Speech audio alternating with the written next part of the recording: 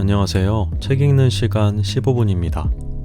오늘 제가 읽어드릴 책은 100년을 살아본이고요. 저자는 김영석, 출판사는 댄스토리입니다. 이 책은 프롤로그와 5개의 장으로 구성되어 있는데요. 1장의 제목은 똑같은 행복은 없다, 행복론에 대한 내용이고요. 2장의 제목은 사랑 있는 고생이 기쁨이었네, 결혼과 가정에 대한 내용입니다. 3장의 제목은 운명도 허무도 아닌 그 무엇, 우정과 종교에 대한 내용이고요. 4장의 제목은 무엇을 남기고 갈 것인가, 돈과 성공, 명예에 대한 내용입니다. 마지막 5장의 제목은 늙음은 말없이 찾아온다, 노년의 삶에 대한 내용이에요. 각 장은 다시 여러 개의 이야기로 나뉘어지는데요. 그럼 프롤로그부터 읽어드리도록 하겠습니다. 프롤로그. 나는 비교적 많은 책을 썼다. 1960에서 1970년대의 저서들은 젊은 층의 독자들이 있었기 때문에 폭넓은 반응을 차지할 수 있었다. 그러나 80년대 이후의 책들은 약간 무게가 있고 사상적 비중이 컸던 때문일까? 많은 독자를 위한 저서는 되지 못했다. 수필 수상보다는 철학과 종교 문제가 중심이 되었던 것 같다. 그러나 나보다 훌륭한 후배들이 더 좋은 저서들을 내놓았고 독자들의 관심과 기호도 새로운 것들을 찾았다. 오히려 내 책을 읽던 독자들의 저서를 내가 읽는 좋은 현상으로 바뀌게 된 것이다. 그러다가 내 나이 90고개를 넘기게 되면서는 내가 기대하지 못했던 새로운 변화가 생겼다. 과거에 썼던 책들이 다시 독서계에 등장하면서 장년층의 독자들이 늘어나기 시작했고 100세 시대를 사는 현대인들에게 어떤 문제와 대화를 나눌 수 있겠는가 하는 요청을 받기에 이르렀다. 나도 오래 산 것이 헛되지는 않았다는 위로의 심정에 접하기도 했다. 그래서 요청받는 대로 2-3권의 내용을 정리, 집필하게 되었다. 이 책에서는 장년기와 노년기를 맞고 보내며 인생과 사회에 관심을 갖는 이들이 더 늦기 전에 스스로의 인생관과 가치관을 정립하는 데 도움이 되리라는 과제들을 모아 정리해 보기로 했다. 문제를 먼저 제시하고 이론적 설명을 찾기보다는 일상생활에서 부딪히는 문제들을 지혜롭게 판단하고 처리하는 삶의 지혜를 추구해보고 싶었다. 누구나 한 번쯤은 생각해야 할 현실적 문제들이다. 가정에서 일어나는 문제는 물론 사회생활에서 모두가 겪어야 하는 과제들, 그리고 인생의 의미와 죽음에 대한 관심들도 외면할 수가 없었다. 인생의 절반 이상을 지나면서 무엇을 위해 어떻게 살아야 할 것인가를 묻고 그 해답을 찾아야 할 것 같았다. 늙어서도 행복하게 살 권리가 있고 후배와 후손들의 존경을 받아야 할 의무도 있다고 생각했다. 나 자신도 100세까지 스스로의 행복을 지니고 싶고 주변 사람들의 고마움과 존경스러움을 받으면서 살아야겠다는 다짐을 하고 있다. 만족스럽지는 못하나 독자들과 대화를 나누고 싶은 마음은 간절하다. 책과 더불어 살아온 저자로서 한 가지 송구스러운 충고 아닌 공감을 위해 남기고 싶은 뜻이 있다. 나는 세계 여러 지역과 나라들을 여행하면서 크게 느낀 바가 있었다. 왜 영국, 프랑스, 독일, 미국, 일본이 선진 국가가 되고 세계를 영도해 가고 있는가? 그 나라의 국민들 80% 이상은 100년 이상에 걸쳐 독서를 한 나라들이다. 이탈리아, 스페인, 포르투갈, 러시아 등은 그 과정을 밟지 못했다. 아프리카는 물론 동남아시아나 중남미에 가도 독서를 즐기는 국민적 현상을 볼 수가 없다. 나는 우리 50대 이상의 어른들이 독서를 즐기는 모습을 후대에게 보여주는 일이 무엇보다도 중요하며 시급하다고 믿고 있다. 그것이 우리들 자신의 행복인 동시에 우리나라를 선진국으로 진입, 유지하는 애국의 길이라고 확신한다. 나이 들어 느끼는 하나의 소원이기도 하다.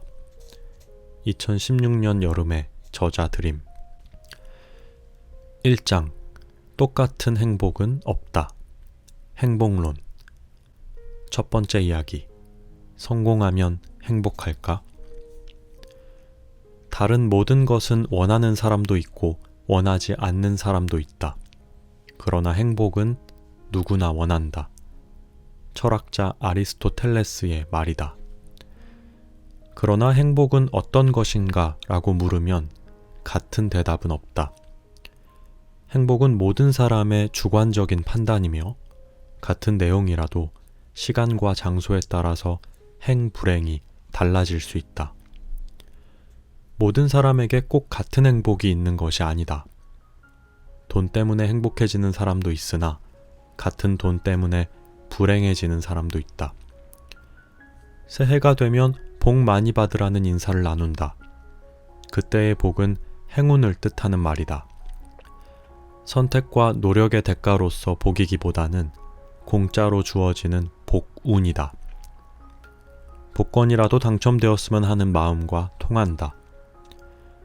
그러나 복권에 당첨되었다고 해서 행복해지는 사람은 없다. 공짜로 주어진 복이 더 많은 것을 빼앗아 가기도 한다. 시간의 빈 그릇 속에 담아 넣고 싶은 것들. 그래서 우리가 행복을 얘기할 때는 삶의 일상적이며 정상적인 내용과 연결되는 행복을 뜻한다. 사람들이 행복을 추구한다는 것은 우리에게 주어진 시간의 빈 그릇 속에 담아 넣고 싶은 것들의 대명사와 같은 것이다. 그 대명사의 내용에는 꼭 같은 것은 없어도 서로 비슷한 것들은 있을 수 있다. 그리고 우리는 그 몇 가지 유형 중에 하나 또는 둘을 택해 사는 것이다. 많은 사람들은 물질적이며 가시적인 것들을 소유함으로써 주어지는 만족감을 행복이라고 생각한다. 그것은 인간 본연의 욕구에 속하는 것들이다. 어린애들이 마음에 드는 인형을 얻었을 때의 즐거움과 비슷한 면이 없지 않다. 또 적지 않은 사람들이 정치로 대표되는 권력을 소유하기를 원한다. 지배하고 싶은 본능, 강자가 되려는 의욕, 야망을 채우고 싶은 삶의 욕망들이다. 그런 것들을 소유했을 때는 만족과 즐거움을 누리며 우리는 그것을 행복이라고 여긴다. 명예욕도 그 중에 하나이다. 자신을 과시하고 싶으며 자신의 노력에 대한 타인과 사회의 보답을 얻고 싶은 것이 인간의 본성이다.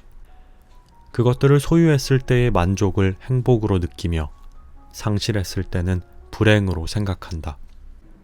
성적 욕망도 또 하나의 소유욕일 수 있다. 그러나 이런 것들은 소유에 해당하기 때문에 상실했을 때는 고통과 불행으로 바뀌게 된다. 그런 것을 인생의 목적으로 삼는 사람은 소유의 노예가 되어 정신적 행복은 누리지 못한다. 또 더 많은 소유와 독점욕에 빠지게 되면 사회적으로 더 큰 고통과 불행을 초래하게 된다. 오히려 행복을 찾는 것이 더 큰 불행의 원인이 된다. 그래서 예로부터 인생은 빈손으로 왔다가 빈손으로 간다는 말이 진리같이 전해지고 있다. 행복에도 차원이 있다. 그런 것을 인정하는 사람들은 정신적 가치를 찾아 행복의 차원을 높이려고 한다. 예술의 가치는 경제적 가치와 비교할 수가 없다. 이탈리아를 여행하는 사람들은 미켈란젤로의 예술적 가치는 어떤 이탈리아의 기업가나 재벌이 남겨주는 경제적 가치와는 비교할 수가 없다고 말한다. 인류를 행복하게 만드는 정신적 가치는 말할 것도 없거니와 몇백 년 동안 이어져온 관광 수입만도 막대하다. 1947년은 독일의 자랑스러운 시인 괴테의 탄신 200주년이 되는 해였다. 독일은 극심한 전쟁의 후유증 때문에 기념 행사를 개최할 여력이 없었다. 그것을 애석하게 여긴 전쟁의 적대국이었던 미국이 세계적인 기념축전을 개최했다. 괴테의 정신적 영향력은 전쟁의 파괴력보다 높이 평가받아 당연한 결과였다. 20세기를 끝내면서 미국의 주간지 타임은 100년 동안 가장 위대한 업적을 남긴 사람을 선정한 일이 있었다.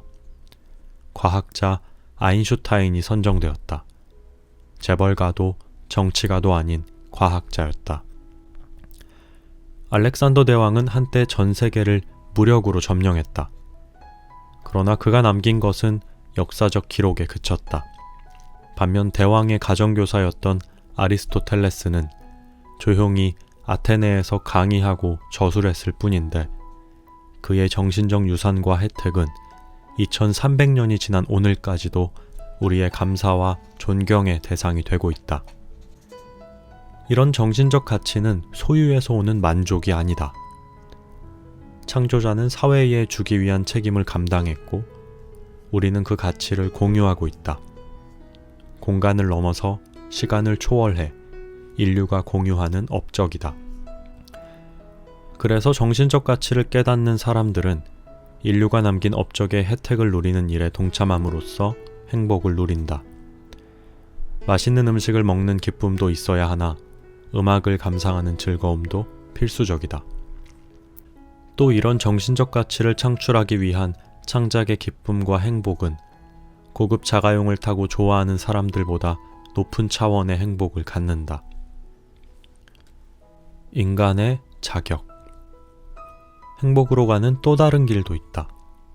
선하고 아름다운 인간관계에서 주어지는 행복이다. 널리 알려진 숲 지킴이라는 이야기가 있다. 직장을 구하던 사람이 예상 못했던 취직을 하게 된다. 넓은 숲에서 산불을 예방하거나 서식하는 동물들을 보호해주는 일이다. 그 사람은 숲속에 있는 집에 혼자 살면서 아침부터 저녁까지 숲을 돌보았다. 몇 해 동안 숲속에서 자연과 더불어 살다가 한 가지 색다른 습관을 찾아냈다. 저녁 때 아무도 없는 빈집으로 돌아온다. 그러고는 부엌에서 식사 준비를 갖추고는 잘 정돈된 거실 식탁 위에 준비한 음식물들을 정성껏 차려놓는다. 그리고 다시 밖으로 나와 작업복을 신사복으로 갈아입는다. 넥타이를 매고 머리에 빗질을 한다. 새로운 구두로 바꾸어 신는다. 그러고는 거울 앞에 다가가 스스로 존경받을 만한 신사가 되었는가를 살핀 뒤에 아무도 없는 방을 향해 노크를 한다. 그러고는 마치 어서 오십시오 라는 인사를 받기라도 한 듯이 식탁을 향해 점잖게 걸어가 앉아서 조심스럽게 식사를 한다. 식사가 끝나면 점잖게 배웅을 받고 있는 듯이 출입문을 열고 밖으로 나온다. 다시 신사복을 벗어 걸어놓고는 작업복으로 갈아입는다. 그리고 거실에 들어가 식사를 다 끝낸 식기들을 정리하고 깨끗이 청소를 한다. 만일 누군가가 혼자 사는 집인데 무엇 때문에 번거롭게 불편한 일들을 하냐고 물으면 그는 다음과 같이 대답한다. 여러 해 동안 숲속에서 혼자 살다가 후일에 인간사회로 나가게 되면 인간의 자격을 상실할 것 같았다. 내가 인간사회에 살 때 언제 가장 행복했는가 하고 찾아보았더니 귀한 가정의 손님으로 초대받아 갔던 때였다는 생각이 났다. 저녁 시간만이라도 인간답게 살아야겠다는 생각으로 이런 습관을 창안해냈다. 영국 작가 키플링의 작품에 나오는 이야기다. 인간은 사회적 존재이다. 우리 모두는 사회 속에 태어났다가 사회를 떠나가는 운명을 지니고 있다. 그러므로 삶의 의미는 물론 행복과 불행도 내가 소속되어 있는 인간적 공동체 속에서 태어나고 주어지는 것이다. 그 공동체는 이성 간의 사랑일 수도 있고 가정이 그 기본 단위가 된다.